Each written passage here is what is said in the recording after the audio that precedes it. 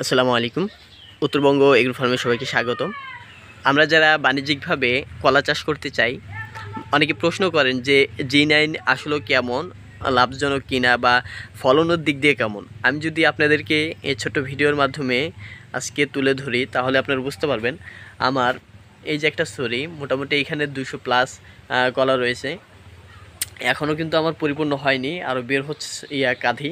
এটা হচ্ছে একটা আপনার উচ্চ ফলনশীল যদি কোনো জাত থেকে থাকে এবং ভাইরাস রোগ প্রতিরোধী ক্ষমতাও যদি কোনো জাতের বেশি হয়ে থাকে, সেটা হচ্ছে G9 বা গ্রান্ট 9।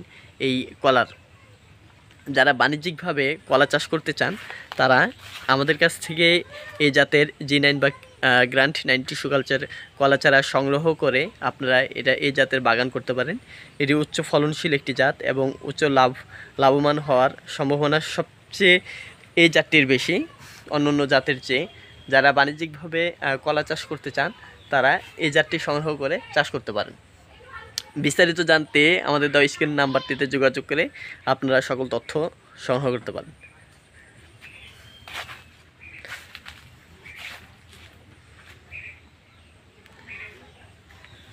আমার এই যে উপরের যে কাঁধিটা, এখানে মোটামুটি 33টা কলা রয়েছে।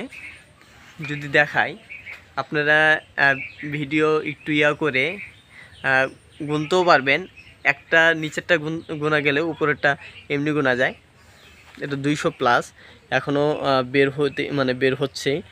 যারা কলা চাষ করতে আগ্রহী, তারা এই উচ্চ ফলনশীল জাত G9 বা গ্রান্ট 9 কলা চাষ করতে পারেন।